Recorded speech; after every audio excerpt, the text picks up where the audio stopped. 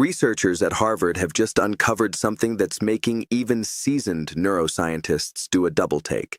An ancient breathing practice, one that Tibetan monks kept hidden from the outside world for thousands of years, can boost the production of the brain's primary growth protein nearly 3 times more effectively than any modern relaxation technique. I'm talking about a method that was passed down in whispers from master to student inside some of the most secluded high-altitude monasteries on Earth.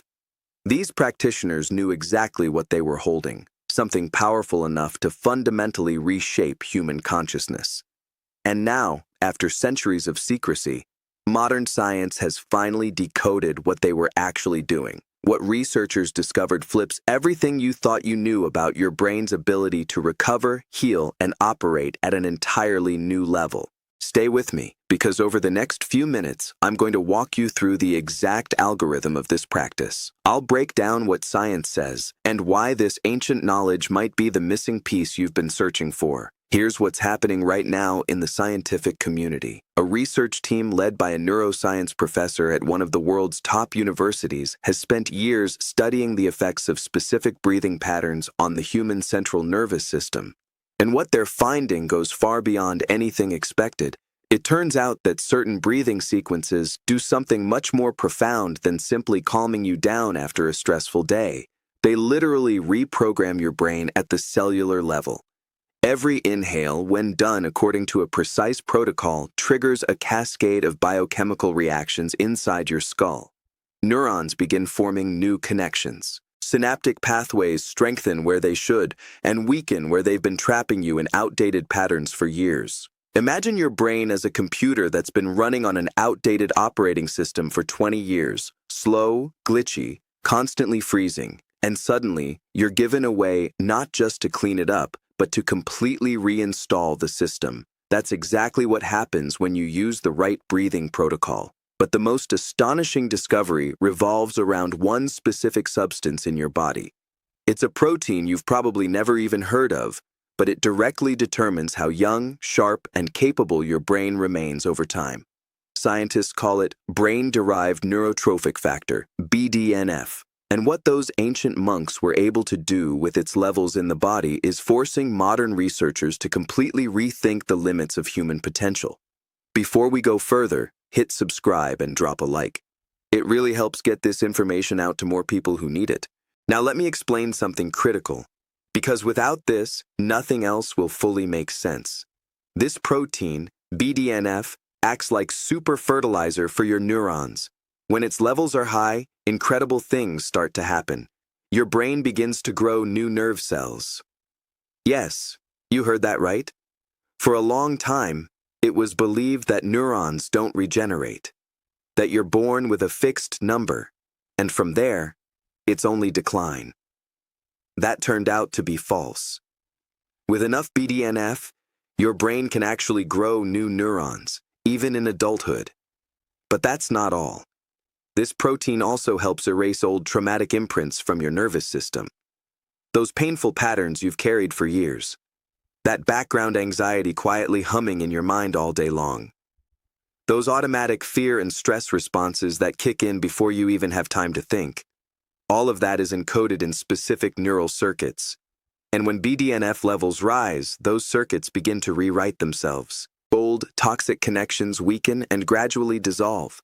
New, healthier pathways start to form in their place. Your brain literally gains the ability to rebuild itself from within. But here's the catch. For most people today, BDNF levels are chronically low. Constant stress, lack of sleep, sedentary lifestyles, endless informazioni overload, all of it suppresses BDNF production. And what happens as a result? The brain gets stuck. It keeps running the same old programs, anxiety, pain, limitation, patterns that were written years ago. You try to change, you try to think differently, you try to break habits, but nothing sticks because your brain simply doesn't have the resources to rewire itself. It's operating in survival mode, not growth mode. And most people live their entire lives like this, without ever realizing there's a way out. A way that doesn't require expensive supplements, complicated procedures, or years of meditation practice. Tibetan monks have known this method for generations. They passed it down like a sacred treasure. And now, neuroscientists finally understand why it works so powerfully. It all comes down to one nerve, a nerve that connects your brain to nearly every major organ in your body. And what happens when you activate it the right way changes everything. This nerve controls almost everything: your heart rate, your digestion, your ability to feel calm or anxious. It's called the vagus nerve, and it acts as the main communication highway between your brain and the rest of your body. Picture a thick cable running from the base of your skull, branching out to your heart, lungs, stomach, intestines. Every vital organ. Signals are constantly traveling back and forth along this pathway. Your brain sends commands down. Your organs send feedback up. Now here's the fascinating part. Somehow, Tibetan monks realized that breathing is the one place where you can consciously intervene in this automatic system. Think about that. You can't will your heart to slow down. You can't command your stomach to digest faster. You can't tell your liver to function better. All of that happens automatically, without your involvement. But breathing is different. It runs on autopilot when you're not paying attention. And yet, you can take control of it at any moment. You can breathe deeper, hold it, slow it down. It's the only bridge between conscious control and your autonomic nervous system. The only doorway through which your will can reach the ancient mechanisms of your body. And when you use that bridge in a precise, deliberate way, something remarkable happens. The vagus nerve receives a very specific signal. That signal tells your entire system there's no danger. It tells your body it can exit constant threat mode, that the resources it's been burning on anxiety can now be redirected toward healing and growth. Neurophysiologists call this the parasympathetic response. But what researchers have discovered goes far beyond simple relaxation. When you activate the vagus nerve with the right breathing sequence, you're essentially hitting a reset button for your brain. Old trauma loops, the ones that have held you hostage for years, begin to break apart. Neural circuits tied to chronic pain, anxiety, and limiting beliefs start losing their strength. At the same time, new pathways begin forming. Pathways for clear thinking, for deep focus, for a calm that isn't dependent on external circumstances. Monks in remote mountain monasteries practiced this for centuries. They only passed the technique to their most dedicated students because they understood its power.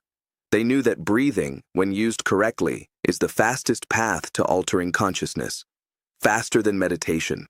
Faster than any other practice. And now, you're about to learn exactly what they were doing. I call it the 4-7-4 protocol, and I want you to understand something right away. This isn't just a casual breathing exercise you try once and forget. This is a protocol, a step-by-step system that neuroscientists have replicated and confirmed in laboratory settings. When you follow this exact sequence, you activate a mechanism that produces predictable results. Let's start with the setup, because it matters more than you think. Sit comfortably. It can be a chair, it can be the floor. That part doesn't matter. What does matter is your spine. It should be upright. Not stiff like a rod, but gently extended. Imagine someone lightly pulling you upward from the crown of your head. Your shoulders are relaxed and dropped. No tension in your neck. Your body is in a state of calm readiness. You're not slouched, but you're not rigid either. Now place your hands on your knees. Turn your palms upward. This isn't some mystical ritual. There's a physiological reason for it. When your palms face up, your shoulders naturally open back, your chest expands, and your lungs have maximum space to work. Ready? Listen closely, because every detail in this protocol matters. Phase 1. The inhale. It lasts exactly 4 seconds. Close your mouth. Air comes in only through your nose. Slowly, for a count of 4. And here's the key detail most people miss. As you inhale, gently press the tip of your tongue against the roof of your mouth, just behind your upper front teeth. This isn't random. That position activates specific neural pathways that significantly amplify the neurological effects of the practice. Now, about how you fill your lungs. You breathe from the bottom up. First, your belly expands gently outward, then your ribs widen, and only at the very end does the upper chest lift slightly. It should feel like a smooth wave rising from your abdomen to your chest. No jerking, no force, just controlled, fluid movement. Master this inhale, and you're ready for phase 2. Because that's where the real biochemical transformation begins. Because what happens when you control this bridge in a precise, calibrated way is nothing short of extraordinary. The vagus nerve receives a very specific signal, And that signal tells your entire system one thing: you are safe. There is no threat. You can exit constant alert mode. All the resources your body was burning just to stay on edge, on standby, scanning for danger, can now be redirected into repair, recovery, and growth. Neuroscientists call this the parasympathetic response. But what researchers are discovering goes far beyond simple relaxation. Because when you activate the vagus nerve through a properly structured breathing sequence, it's like hitting a full system reset for the brain. Neural circuits tied to trauma begin to loosen their grip. Pathways that encoded chronic anxiety, stress, and limiting beliefs start to weaken. And at the same time, new pathways begin to form, ones associated with clarity, focus, and a calm state that doesn't depend on what's happening outside of you. Monks in high-altitude monasteries practiced this for centuries. They passed it down only to the most dedicated students because they understood exactly what it could do. They knew that properly used breath is one of the fastest ways to shift consciousness. Faster than traditional meditation, faster than most long-term mental training methods. And now, you're about to learn the exact protocol they used. I call it Protocol 474. And I need you to understand something important right away. This is not just a breathing exercise you do casually and forget about. This is a structured protocol, a step-by-step system that neuroscientists have replicated and validated in controlled conditions. When you follow this exact sequence, you trigger a predictable biological response. Let's start with preparation, because it matters more than you think. Sit comfortably. A chair or the floor doesn't matter. What matters is your spine. It should be upright, but not rigid, not stiff like a stick. Think of it as gently lengthening upward, as if someone is softly pulling the crown of your head toward the ceiling, shoulders relaxed and dropped, no tension in the neck. Your body is in a state of calm readiness, not collapsed, but not tense either. Now place your palms on your knees. Turn them upward. This isn't symbolic. It has a physiological effect.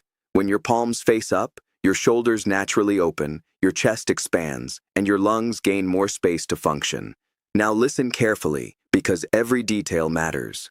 Phase 1, the inhale. It lasts exactly 4 seconds. Mouth closed. Air comes only through the nose, slowly, over a count of 4. And here's a key detail most people miss. During the inhale, gently press the tip of your tongue against the roof of your mouth, just behind your front teeth. This subtle position helps activate specific neural pathways that amplify the effect of the entire practice. Now the breathing pattern itself. You breathe from bottom to top. First, the abdomen gently expands. Then the rib cage opens outward. And finally, the upper chest rises slightly. It feels like a smooth wave moving upward through the torso. No force, no sharp movements, just controlled flow. If you've mastered this inhale, you're ready for the second phase. And that's where the real biochemical shift begins.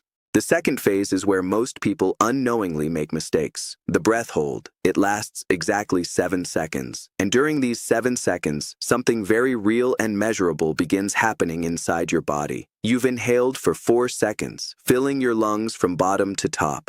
Your tongue is pressed to the roof of your mouth. Now you pause. You do not exhale. You hold the air inside for a full 7 seconds. 1, 2, 3, 4, 5, 6, 7. The tongue remains in place the entire time.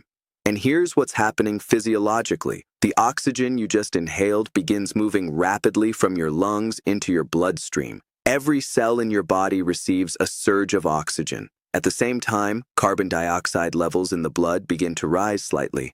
And this specific combination, high oxygen plus a mild increase in carbon dioxide, triggers a cascade of neurochemical responses. This isn't theory, it's something that can be measured in laboratory conditions. Your vagus nerve receives a strong activation signal. Your parasympathetic system ramps up, and most importantly, brain-derived neurotrophic factor begins to be released within neural tissue, the same protein we talked about earlier, the one associated with brain growth, neural repair, and the restructuring of old traumatic patterns. It begins to activate right here during this 7-second hold. But there is a critical detail. You must remain completely relaxed. No tension in the jaw, no tightness in the neck, shoulders soft, face calm. You are not forcing anything. You are not struggling to hold the breath. You are simply allowing it to stay inside. If you tense up, you send conflicting signals to the nervous system. One signal says, "We are safe." The other says, "We are under threat." And those signals cancel each other out. The effect of the practice drops dramatically. So relaxation is not optional. It is essential. 7 seconds. Oxygen saturates the bloodstream. Carbon dioxide rises slightly. The vagus nerve activates. Neurotrophic factors begin their work. And now you move into the third phase, the one that completes the cycle, the exhale. 4 seconds. And here is something most people never understand. This is actually the most important part of the entire protocol. Most people focus on the inhale, but the exhale is where the nervous system fully shifts states. After the 7-second hold, you slightly part your lips, just a few millimeters, and you release the air slowly over 4 seconds. 1, 2, 3, 4. As you exhale, your jaw softens. Your shoulders drop even lower. Any remaining tension in the body begins to dissolve. And this is not just relaxation. This is a neurological reset signal. Stretch receptors in your lungs send feedback through the vagus nerve directly to the brain. There is no threat. Stand down. And the brain responds. It begins to exit survival mode.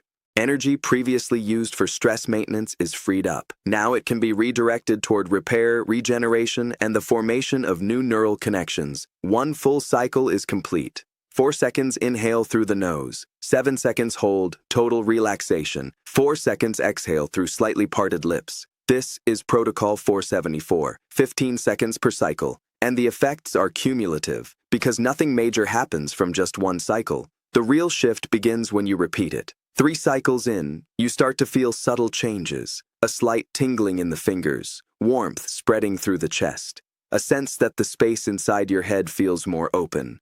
5 cycles in, the mental noise starts to fade. The constant internal dialogue becomes quieter. Thoughts slow down. The background anxiety begins to dissolve. 10 cycles in, something deeper happens. The brain begins to shift into a slower, more synchronized rhythm.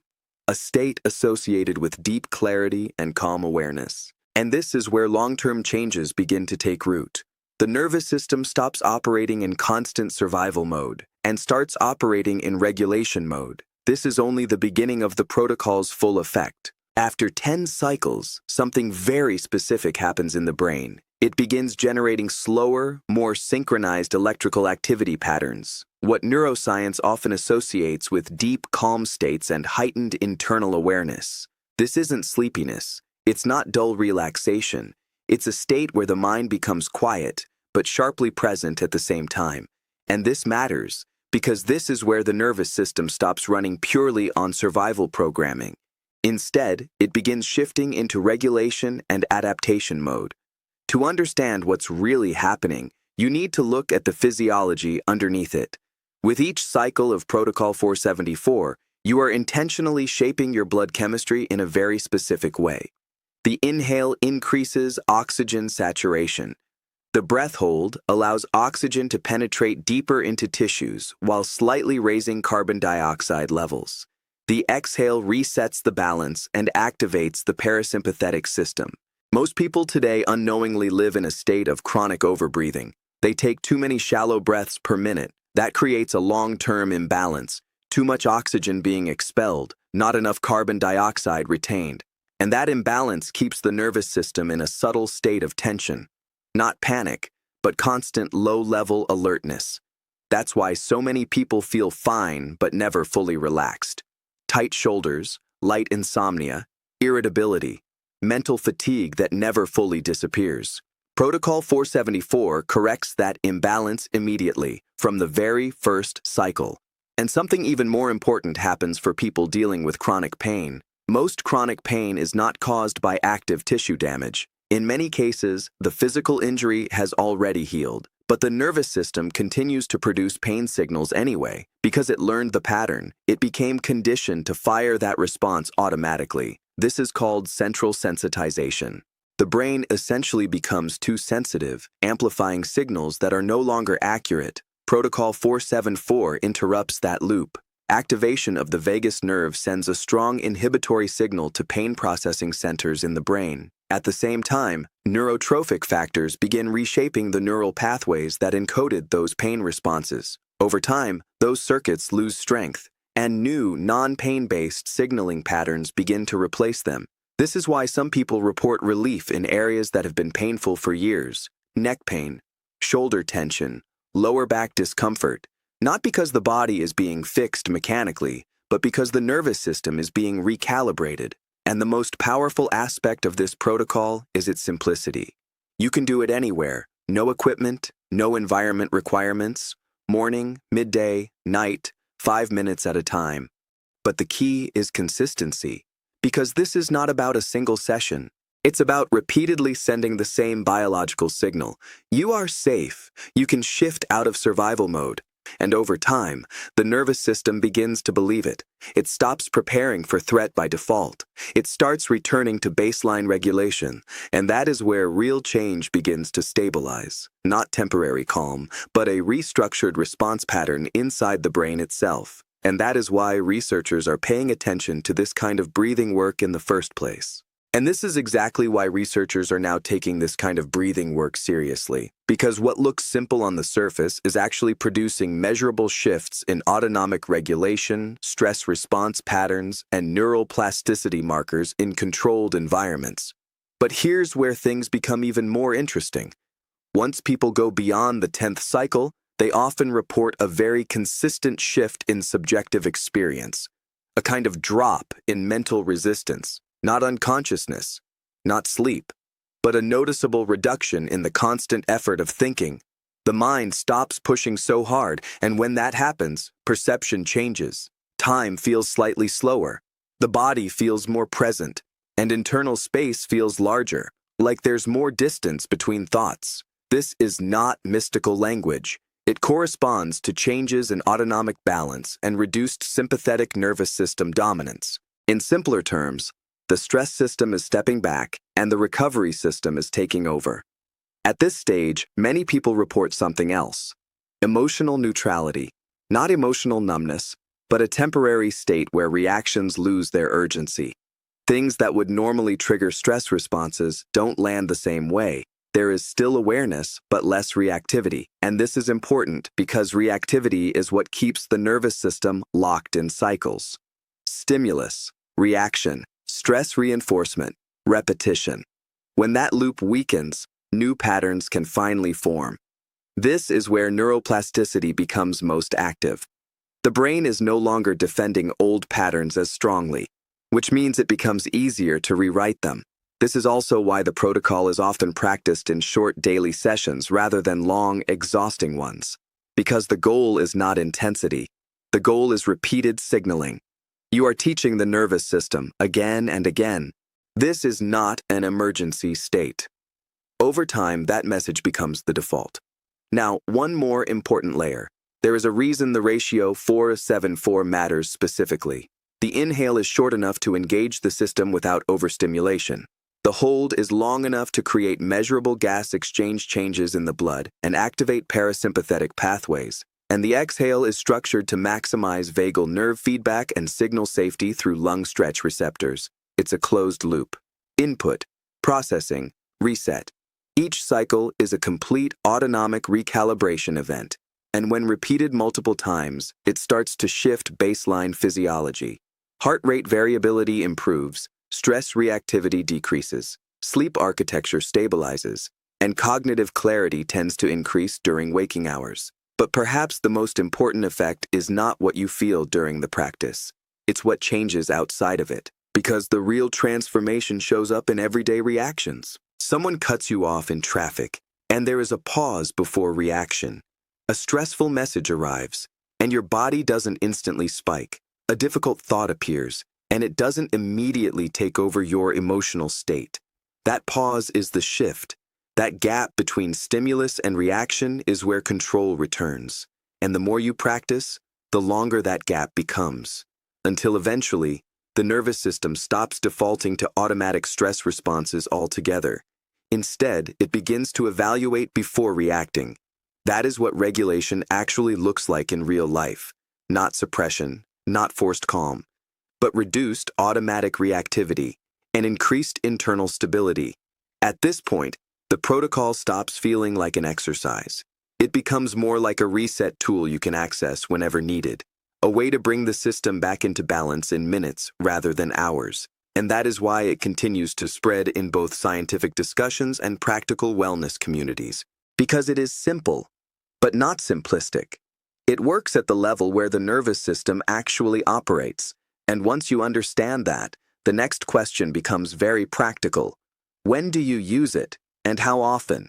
That's what comes next. So when do you actually use this, and how often?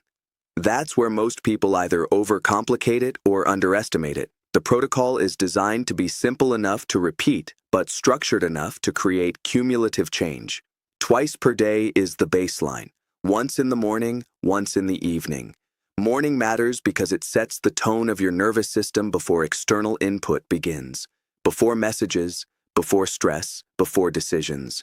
You're essentially telling your system, start here. This is your baseline. Evening matters because it acts like a shutdown sequence. It signals to the brain that the day is over, that there is nothing left to scan for, nothing left to solve right now, just recovery, just reset.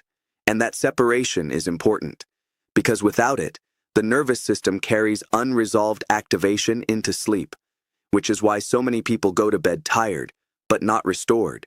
Now the structure stays the same. 4 seconds inhale, 7 seconds hold, 4 seconds exhale. 10 cycles. That's it. No variation required, no escalation needed. Consistency is what drives change here, not complexity. And within the first couple of days, people usually notice subtle shifts. Sleep becomes easier to enter. Not necessarily longer at first, but smoother. Less resistance at night. Less mental friction. By day 3 to 5, something else often appears. A reduction in emotional reactivity. Small things that used to irritate you don't escalate as quickly. There's still awareness, but less automatic escalation. And that gap, the pause before reaction, starts to show up more often. By the end of the first week, many people describe a noticeable drop in background tension. That constant internal pressure that most people don't even realize they're carrying until it starts to fade. And once that background stress lowers, mental clarity naturally increases. Because a nervous system in survival mode doesn't prioritize clarity, it prioritizes threat detection. But a regulated nervous system frees up cognitive resources, which means focus improves without forcing it.